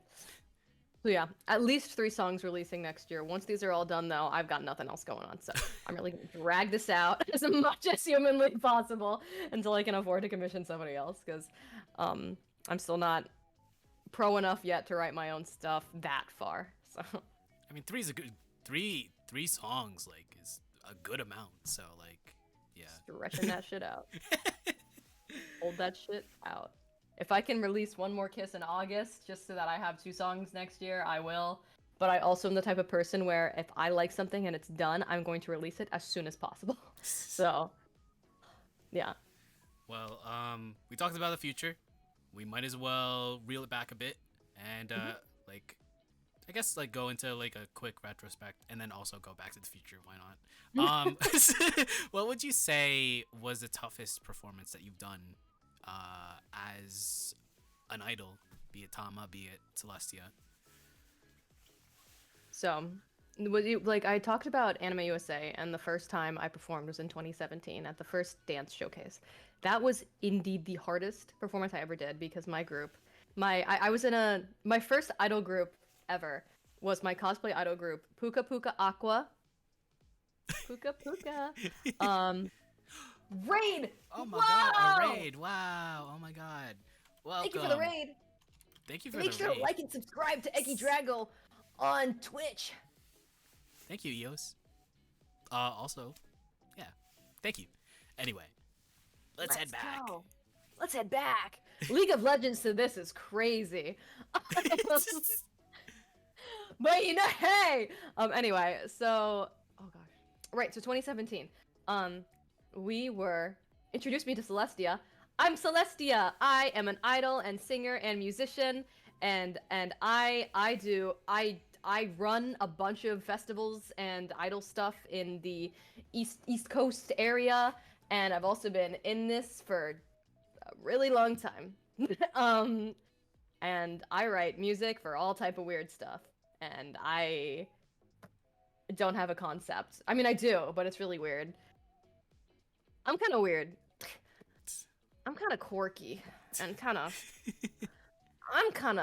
I'm weird. You see this hat? Men like me don't wear this hat. I wonder what other songs you have that were influenced by Revue Starlight. We'll get there. Guys, we will get there, I promise. 2017, Anime USA Dance Showcase. We were... thank you. Thank you. We were offered, my group, Puka Puka Aqua, was offered a 50-minute performance slot in this dance festival. And it was the first time I'd ever been on stage since I was, like, in the Nutcracker as a little mouse when I was, like, 6 or whatever. And it was the most nerve-wracking, thank you. It was the most nerve-wracking experience ever. Like, one of my still very close friends, Claire, oh crap. I was supposed to hang out with her today and I forgot to respond. Whoops. Claire, I love you. I hope you enjoyed going to Tyson's. Anyway, she like threw up backstage right before the performance, and I have a huge like phobia, like it's truly crippling. Like actually, it is on like seriously a very big phobia of that. So I ran out of the room and had a panic attack right before I went on stage. She ended up being totally fine. It was one of those like pre-show need to get it out of my body type things. But I freaked the hell out. I started sobbing. We were missing a member from our group. It was like, it was crazy. And somehow we did a 50-minute performance with a bunch of Aqua songs, and we managed to do the whole thing.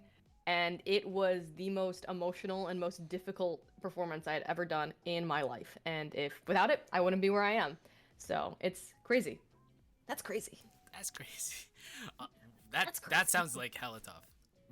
It was.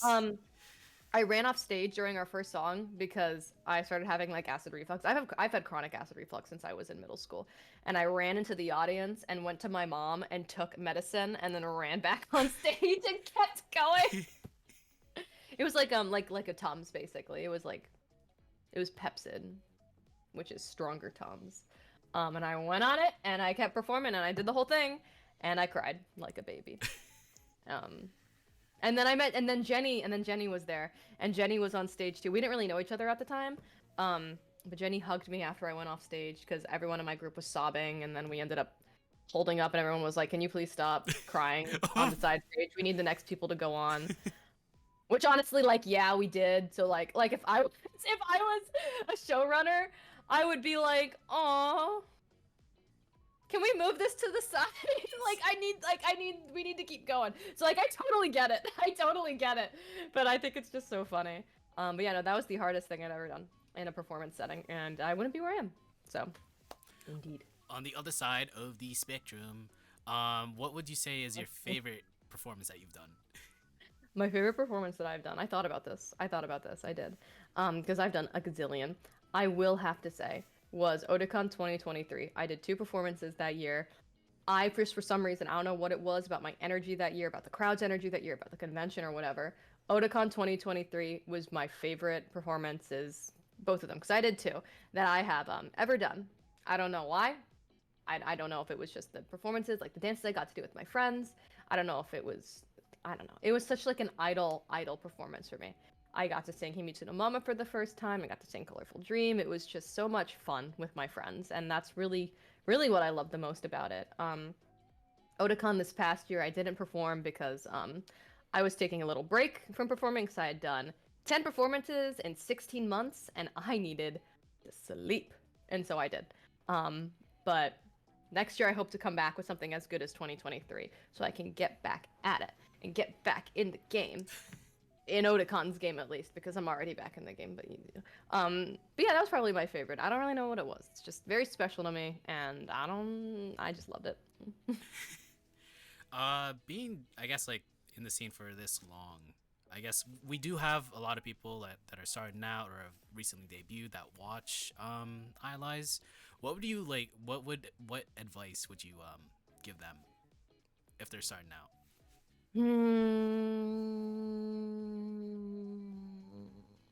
Oof, that's interesting. That's interesting. My biggest thing when I tell people if they want to perform is you don't need to learn popular dances because everybody knows them. And on that side too, if you don't even really want to dance and you just want to sing, you should sing. I think singing is such an underrated part of performances and festivals these days. I think a lot of people take a lot of views on dancing because it's very visual focused and it's something you can see and it's like, wow, they're dancing, they're so cool. And it is cool, it's fantastic. But I think live music is really lacking in the scene, and it's been growing steadily and steadily. But I think for people who are just starting out, it's a very competitive scene, I will say. And I think if you go into it because you want to do it and not because you want to be famous or something like that, you will have a lot more fun performing, just in general. I think if you do it because you want to have fun and not because you want to be famous, it'll be a lot more fun in general. So I think focus on doing it because you are having a good time and focus on improving yourself because you want to and because it is just something you want to do and not for the sake of, oh, I want to be better than them. I want to be better than them. I want to be as good as them or whatever. Because if you keep doing it, you will be as good as those people that you want to be as good as. And someday you might even be better, depending on what happens. And you never know. So I think it's very much just to keep your mind open-ended and audition for as much stuff as you can, practice as much as you physically can for anything. Sing around the house. Sing when you do everything. I sing when I do everything. I don't shut the fuck up. Ever. Never. I am singing all the time. My cat hates me. Like, truly. I'm dancing all the time. It's a matter of doing things at your own pace and doing things that you're happy and comfortable with and singing things and performing songs because you are personally connected to them and not because, well, everyone's doing it, I want to do it too, you know? So maybe that's my only advice. You can be unique in yourself, and if you are unique and true to yourself, then you will have the most success in that way, at least when it comes to personal fulfillment. So, yeah. Well, speaking of fulfillment, is there like any bucket list things that you want to achieve in your idol career? Oh, bucket list. Sorry, I thought you said moculus. I was like, what? Huh? Bucket list things. Yes. So, here's the thing about me being an idol. This is about to be crazy. You're about to be like, get off the show. You suck. You're about to say that to me, and that's okay. That's okay because I have always wanted to be more than an idol. Being an idol has never been the goal. When I first got into idols, it was through Love Live, and so my interest from it eventually stemmed upwards and went from Love Live to the seiyus. And my inspiration, and you'll see that if you go on anything that I post, has always been seiyus. I have always wanted to, since before I even knew what idols were, be a voice actress.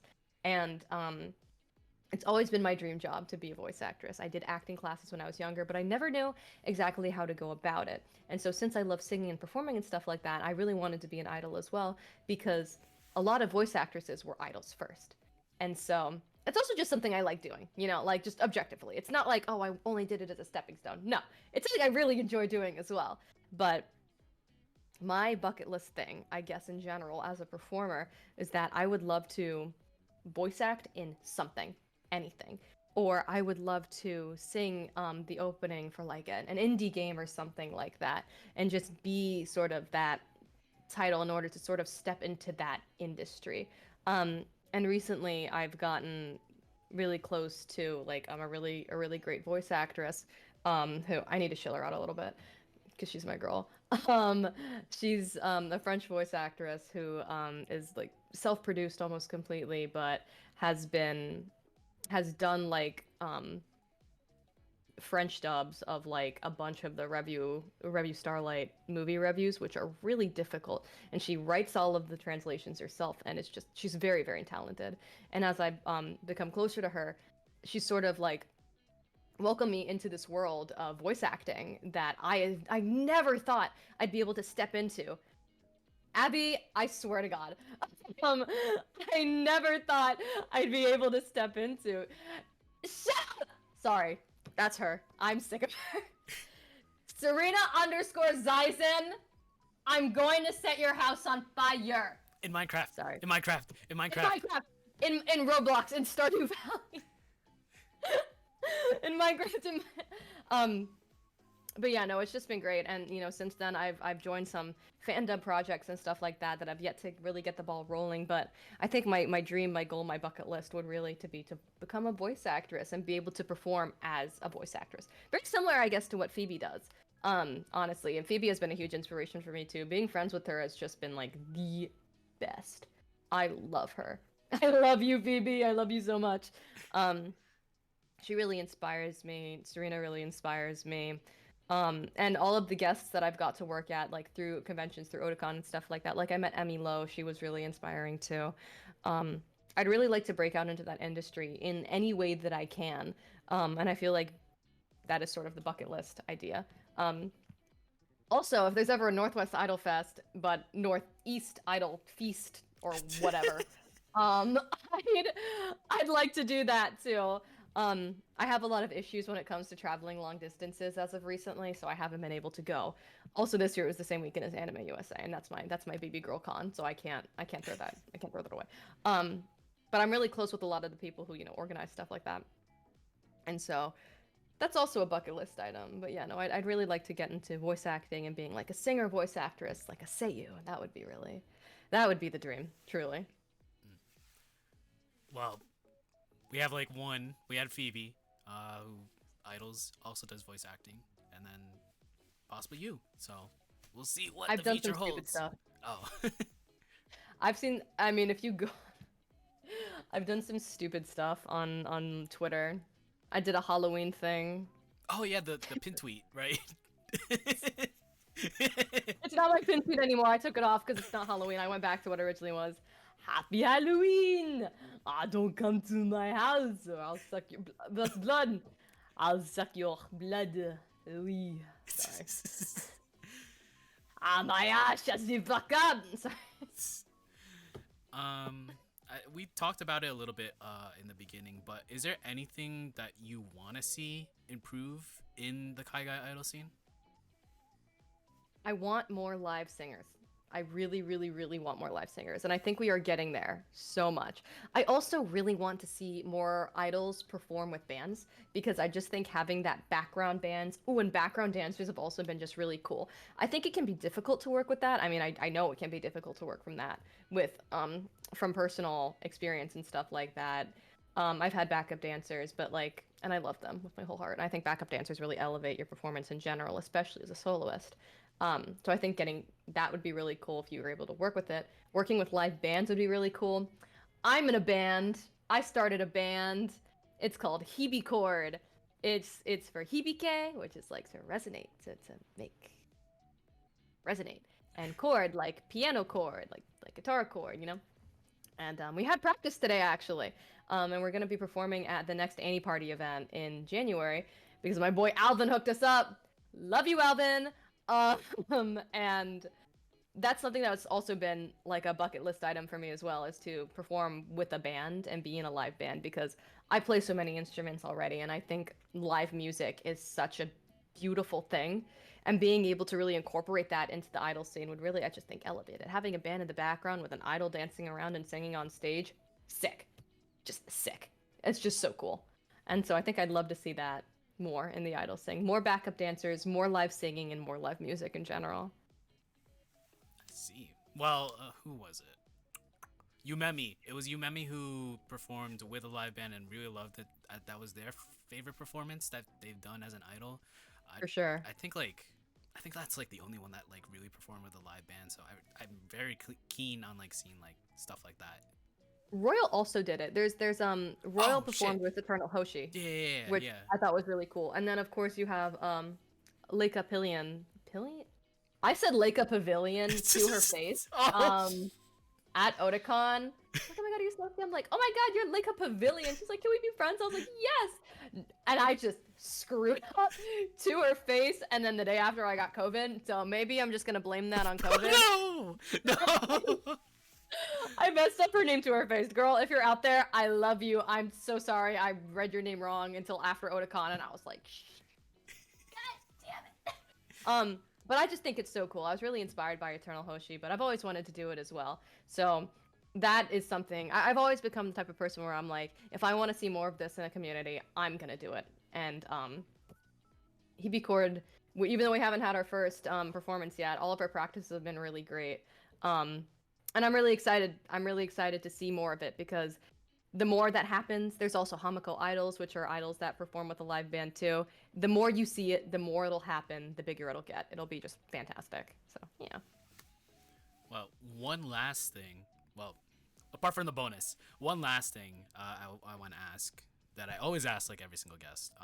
What would the current you tell the Celestia that was about to perform for the first time?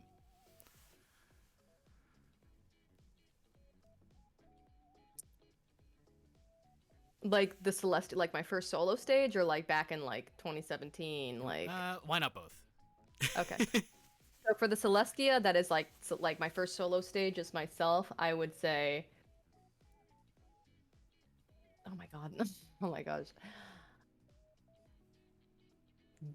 Focus more on your singing.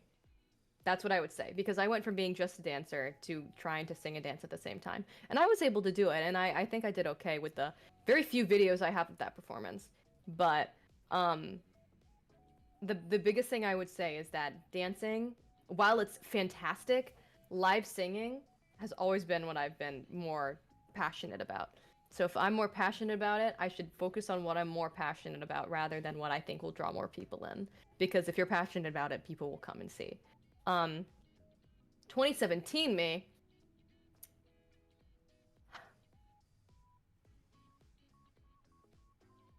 Start taking stomach medicine before you go on stage. Because you cannot be running off stage every single time. Also, don't be afraid to just, I guess, express yourself more and be more than just like the shy little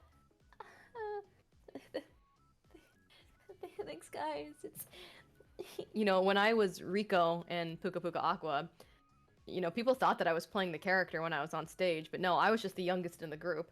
I was like, hey guys, it's me, Rico. And so I think release your inhibitions, feel the rain on your skin. Like genuinely, truly in my soul. I think that is what I would say to both of those. Release your inhibitions, feel the rain on your skin, and you will be fine. And you might have to take breaks, like for instance this summer when I took a break because I really needed it. I was so burnt out. But you'll always bounce back, baby girl. Stop freaking out. Also, stop drinking so much ginger ale. You don't need it. I drank a lot of ginger ale in high school because I was very, I don't know. I just did. So you know what? Stop drinking so much ginger ale. Release your inhibitions. Feel the rain on your skin. Good advice. That is what I would. Usually we end this idolize with the worst pep talk ever, but bonus bonus stage, I guess. So Tama, tell me about Review Starlight. Sell me on it. You haven't seen it? No. Girl.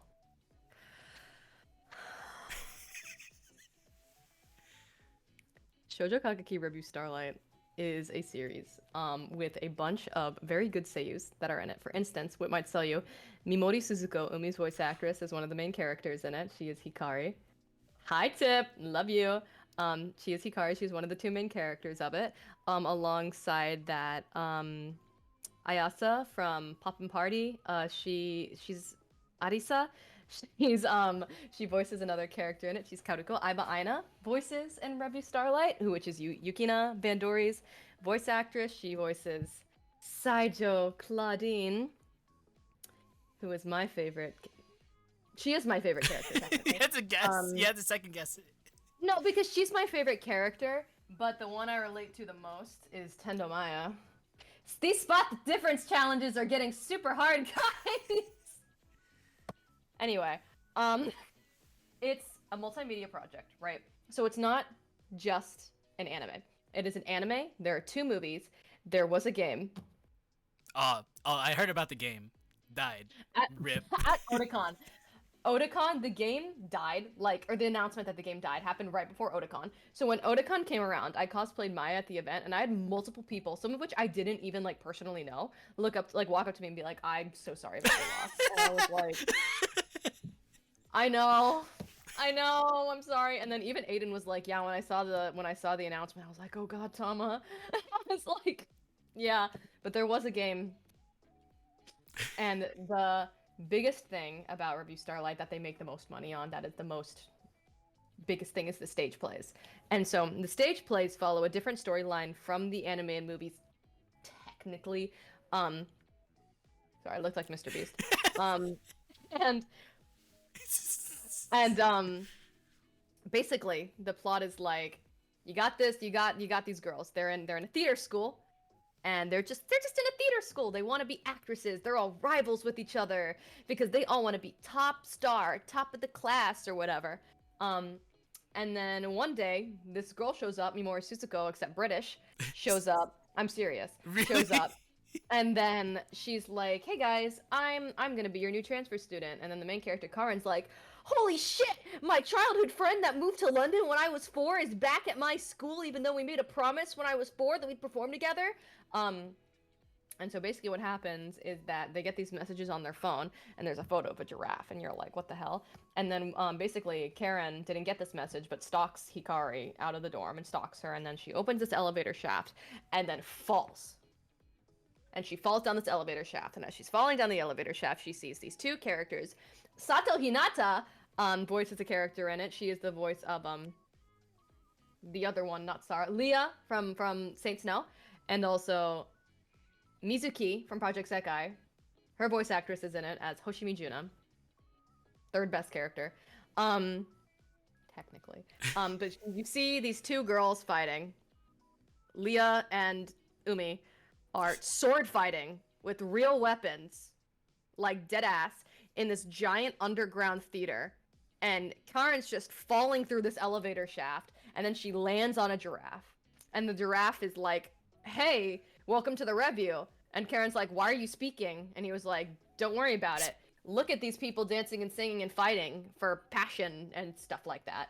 And then Karen jumps in and she's like, I have to save Hikari because we made a promise. And then basically it becomes an anime about these 9 girls that are in class that go into this underground theater every night. During the day, they have their own regular... I know, but I'm serious. It's like they have these regular ass school days where they have their own troubles, like with each other. They have troubles with the school. They have troubles with whatever. But at night they get these test matches on their phone, and they have to do these things called reviews. And reviews are battles where they sing and dance and fight each other with real weapons in order to, Yes, we're finally talking about this. But in order to win the review and become top star, whoever becomes top star, which is the person who wins all the reviews, basically gets to either do one of two things. They get to either steal. So what happens is mods kill him in Minecraft. They get to steal all of the passion that all of the other girls in the review have put in. Passion is a tangible thing.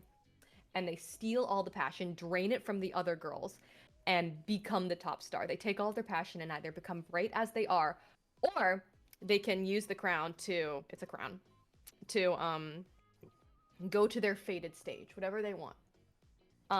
And so basically it becomes this whole anime about what it means to be an actress, what it means to be an artist, a performer, how you can shine on your own as well as relying on others to uplift your performance for you, how you can be rivals with everyone and still improving alongside everybody, how you can grow and be selfish as a performer, but also how you can learn to trust others and be friends with others. And then the movie goes insane, where Dai Banana is like, hey guys, now that we've performed our Starlight or whatever, all of us are dead. And then it shows a footage of all of them covered in blood on staircases, mimicking the Starlight thing. Because Starlight, the musical Starlight, is a tragedy about parting. And so the whole movie is about where these girls do what they do after they've performed this stage and grew as them on themselves or whatever. They're graduating high school. They need to go on and they need to move past high school and they need to all leave each other. What are they gonna do? So the whole movie is like, the train will go to the next stop without fail. But what about you? Like, what about the stage girl? What about her? What will happen? Life is gonna keep going, but where will you go? It becomes super philosophical. It becomes really, really good. And it just captures the essence of what it means to be a performer, like the whole series does.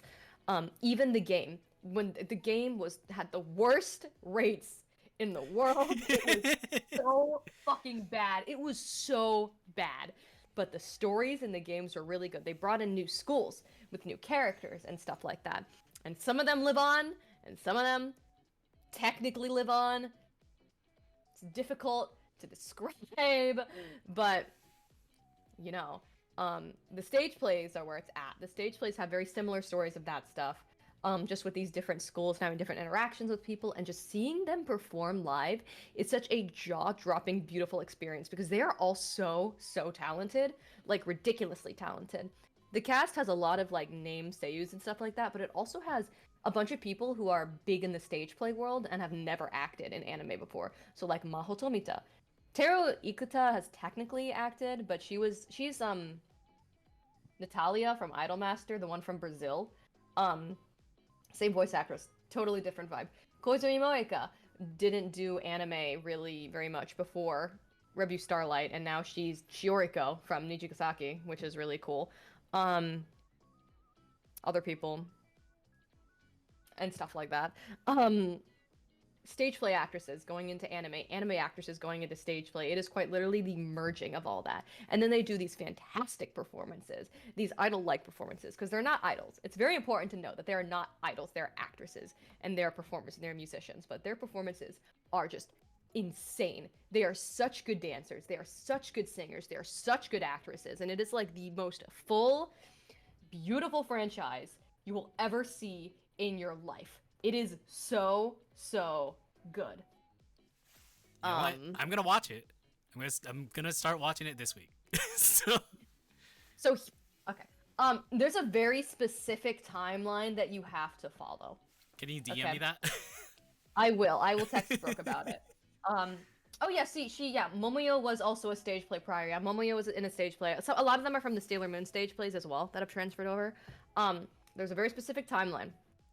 Me and Brooke, who run MagFest Idol Showcase as of next year, insane about this. We made a stage play because there's the anime, there's a movie recap, which, you know, adds scenes and stuff like that. It's important to see the added scenes. The rest of the movie recap isn't as important. And then Geki Joban, Shoujo Kakeki Revue Starlight, which is the movie. And then there's Stage Play 1, Stage Play 2, Stage Play 3, Stage Play 4.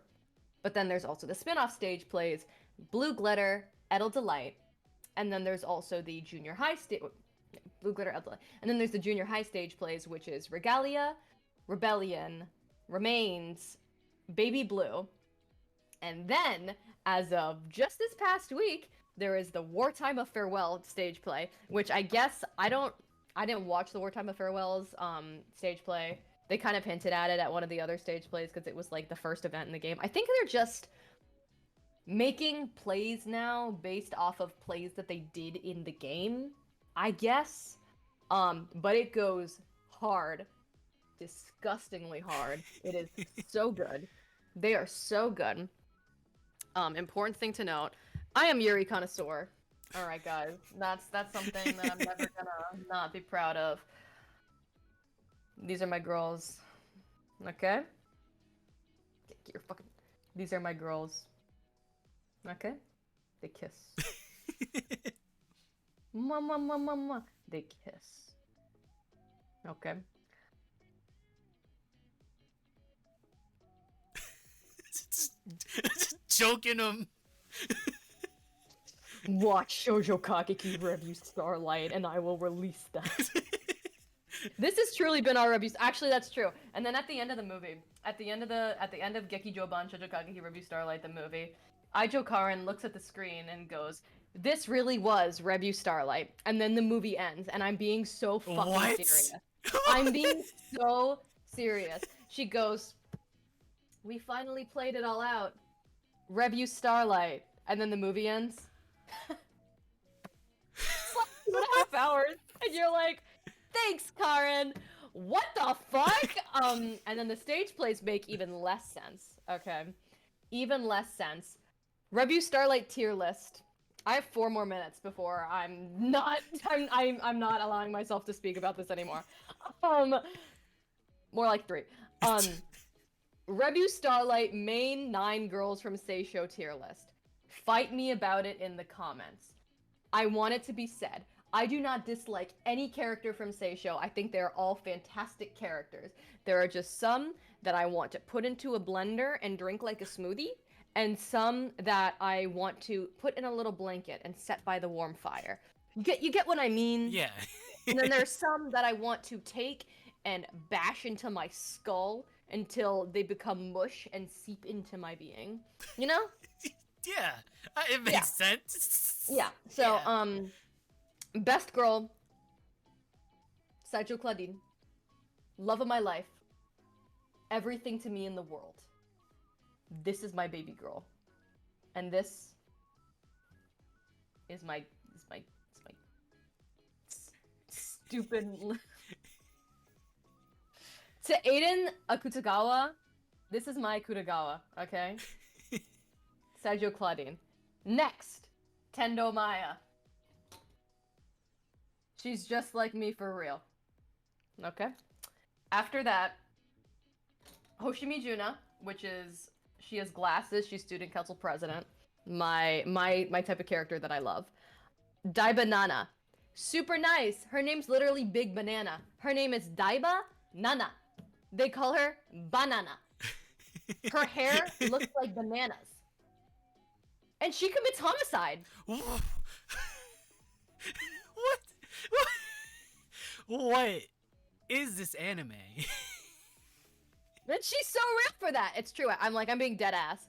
And then Maya like cuts her arms off in one of the stage plays. No, it's not a stage play. It's in a live. It goes hard. And she's got twin katanas. It's really cool. So that's Nana. And then Hikari, because I really love Mimori Suzuko, and also because I think her character is fascinating. Mahiru, because she's from Hokkaido, and she has a bunch of potatoes, and she is the most insane, second most insane woman, other than Banana. She's has no personality, except for being somebody else's personality, like being there for somebody else, and then she becomes her own person, kind of. They're insane. Kaoruko, she's a princess bitch. Love her. She's just an asshole. She's just a greedy little asshole. Futaba, because I like her. She's fantastic. She's very good. Karen, because I really didn't like her during the anime. But when the movie came out, goodness gracious, absolutely changed my perspective on her forever. I love her a lot. That is the objectively correct tier list. If you disagree with me, nuh-uh.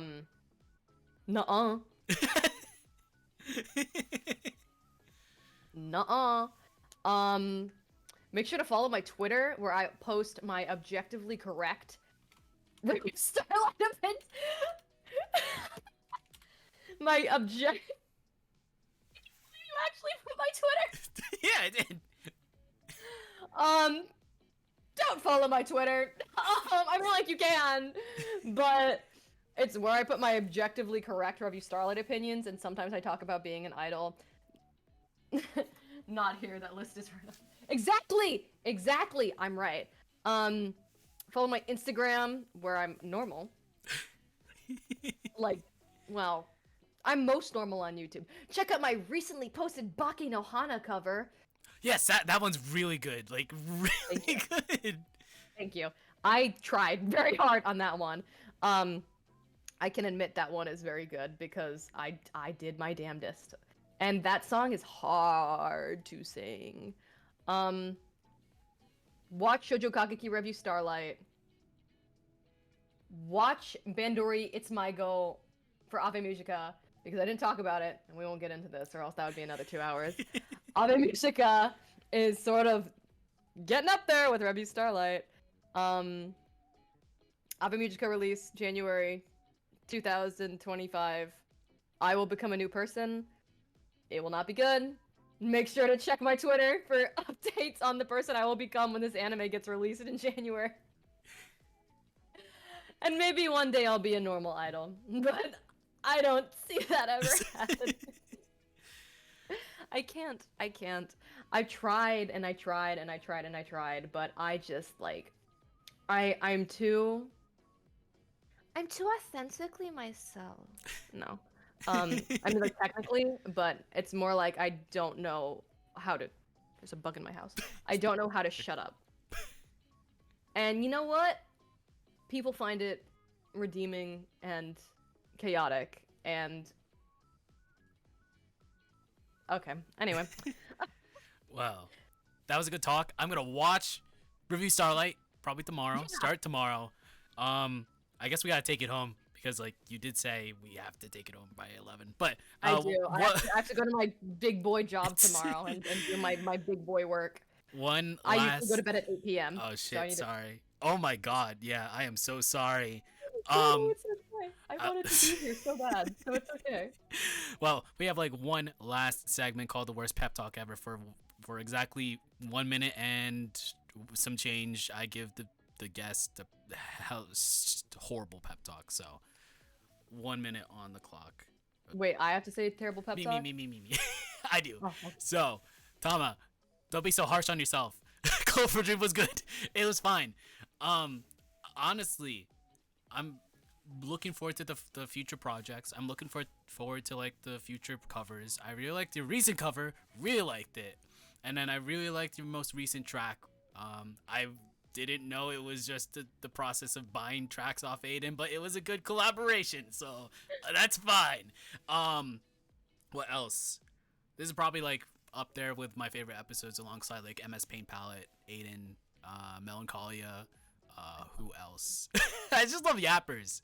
I love yappers on the show. Yes, and thank you so much for accepting this after 3 different people couldn't be here this week.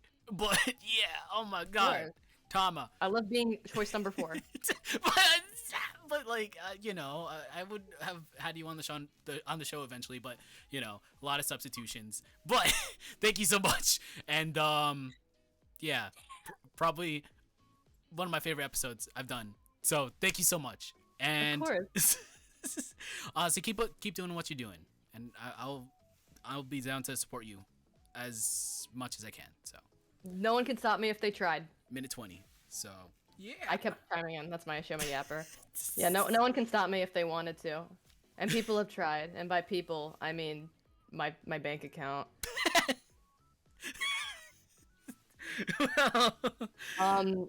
Everyone block Serena Zeisen on Twitter for harassing me. I'm kidding. I'm kidding.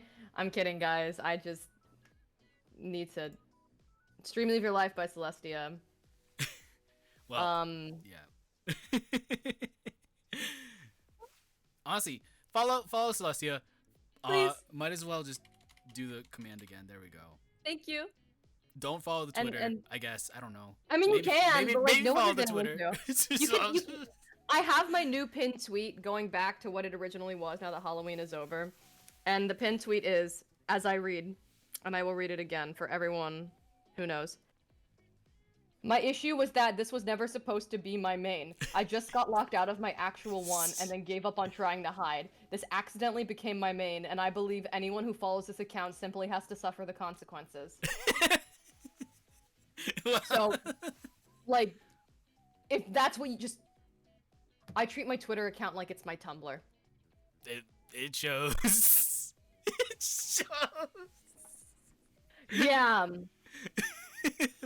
Thank you, Abner. I appreciate it because I don't think many other people could agree with that statement. I find it interesting, like fan art and like Yuri and stuff. It's interesting. like dissecting somebody's brain and being like, "What the fuck are you talking about? What do you mean Ave Musica Heather's AU? What are you talking about?" Yeah, I know. I'm right though, objectively. Possibly. I need to watch the show and everything in Review Starlight, but that's so good. I think that'll be it for this episode. Just gonna take it home. Tama, once again, thank you so much for being on the show. Next week we are returning November 30th. We're going back to Australia. Down under. Wow. Down under. I've never been there. I haven't either. But we're doing Aussie Open kind of with like one guest, and it is Tilda from Etude. Whoa, Aussie, Aussie, Aussie, oi, oi, oi. We'll be going there next week. Yeah, we're flying to Australia next week. I kind of want to, but like I don't know. That's very far. Very far. But that is it for the show. Thank you so much, Tama. Follow Tama everywhere. On LinkedIn, on the Blue Sky, on the LinkedIn. Don't follow me. On Mastodon, everywhere, on YouTube too. But yeah, my YouTube's good. Follow me on Tumblr. Don't follow me on Tumblr. Oh, you got it? Sorry. Oh, no, I wish. Damn. But yeah, that is it. Thank you so much. See you next week. And we'll be going to the end of the screen. Take care, brush hair, be kind, rewind. And thumbs down, Batista style. Bye-bye. Where's my ending button? Okay, there we go.